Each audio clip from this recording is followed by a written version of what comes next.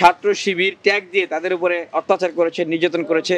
এদের কেউ যদি এখনো বিশ্ববিদ্যালয়ে একদম বুক চিতিয়ে ঘুরে বেড়ায়, আমরা তাদের বিরুদ্ধে অ্যাকশন নেব। যেখানে আওয়ামী লীগ ছাত্রলীগের কোনো মিটিং মিছিল বের হবে, ডাইরেক্ট অ্যাকশনে চলে যাবেন। ডাকসু নির্বাচনের যে নিয়ম নীতিমালা দেওয়া হয়েছে সেই অনুযায়ী আমি প্রার্থী হওয়ার যোগ্যতা রাখছি।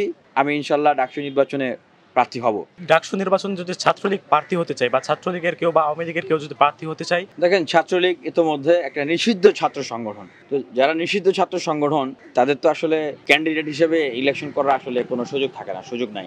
আমরা যেটা আশঙ্কা করতেছি যে তারা তো অবৈধভাবে অনেক পয়সাপাতি কামাই করে নিয়ে গেছে এবং এখনো বিশ্ববিদ্যালয় বলেন, সরকার বলেন, বিভিন্ন জায়গায় তাদের যারা দোসররা আছে তারা ঘাপটি মেরে আছে। ছাত্রলীগ সরাসরি পদধারীরা ইলেকশনে অংশগ্রহণ করতে সাহস হয়তো করবে না, কিন্তু তারা ছায়া গ্রুপ তৈরি করে, ছায়া প্যানেল তৈরি করে নির্বাচনে অংশগ্রহণ করার সুযোগ আছে। আমরা যদি সুনির্দিষ্ট তথ্য পাই কারো বিরুদ্ধে, তার বিরুদ্ধেও আমাদের অ্যাকশন থাকবে। কারণ কোনোভাবেই আমরা এই বিশ্ববিদ্যালয়ে সেই ছাত্রলীগকে আমরা আবার পুনরুত্থান করতে দেব না। বাংলাদেশের প্রথম 5D AI ইনভার্টার যুক্ত সর্বোচ্চ বিদ্যুৎ সাশ্রয়ী যমুনা এয়ার কন্ডিশনার। বিগত 6 বছরে আমাদের উপরে অসংখ্যবার হামলা হয়েছে, আমাদের নামে মামলা হয়েছে, আমাদেরকে জেলে ঢোকানো হয়েছে, আমাদেরকে আহত করে আমাদেরকে হসপিটালে নেওয়া হয়েছে।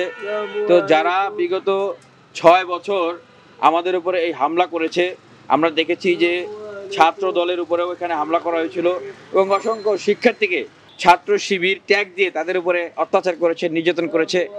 এদের কেউ যদি এখনো হলে থেকে থাকে, এদের কেউ যদি এখনো বিশ্ববিদ্যালয়ে একদম বুক চিতিয়ে ঘুরে বেড়ায়, আমরা তাদের বিরুদ্ধে অ্যাকশন নেব, ডাইরেক্ট অ্যাকশন হবে, কোনো ছাড় হবে না।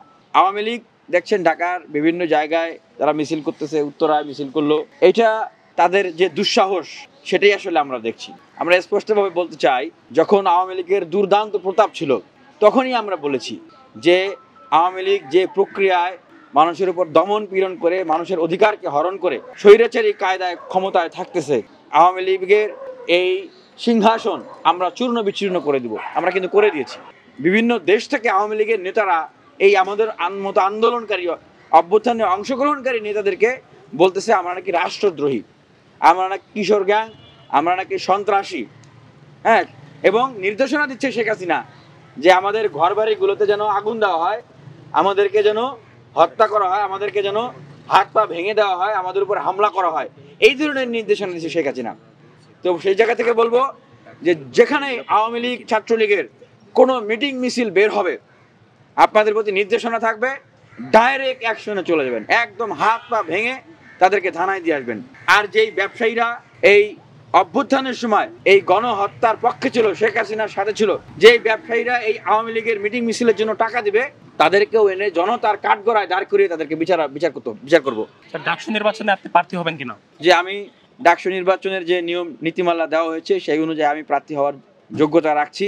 আমি ইনশাল্লাহ ডাকসু নির্বাচনে প্রার্থী হব। 2019 সালের যে ডাকসু আপনারা দেখেছেন, আমাদের প্যানেল থেকে ছিল, আমরা কিন্তু ডান বা মধ্যমপন্থী সাধারণ শিক্ষার্থী সবাইকে একসাথে নিয়ে চলেছি।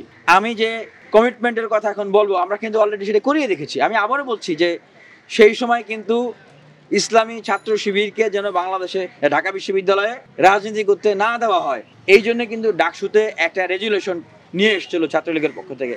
আমরা কিন্তু সেই রেজুলেশন স্বাক্ষর করি নাই। আওয়ামী লীগের সময়, ছাত্রলীগের সময় আমরা কিন্তু ঢাকা বিশ্ববিদ্যালয়ের সেই জায়গাটি পেয়ে, দায়িত্বটি পেয়ে আমরা কিন্তু অন্যদের রাজনৈতিক অধিকারকে রক্ষা করেছি, নষ্ট করি নাই। জাতীয় পার্টির যে ছাত্র সংগঠন আছে, জাতীয় ছাত্র সমাজ, তারা যদি প্রার্থী হতে চায়, তাদের বিষয়ে আপনাদের পরিকল্পনা কি? দেখেন, এখানে আওয়ামী লীগের সাথে আওয়ামী লীগকে রসদ জুগিয়ে তাদের সঙ্গী হয়েছিল কারা? জাতীয় পার্টি। জাতীয় পার্টির ছাত্র সংগঠন, জাতীয় ছাত্র সমাজ, তারা যদি ক্যাম্পাসে এসে ছাত্র সংসদ নির্বাচন করতে চায়, আমি তো মনে করি সাধারণ শিক্ষার্থীরাই আসলে তাদেরকে সমুচিত জবাব দিবেন।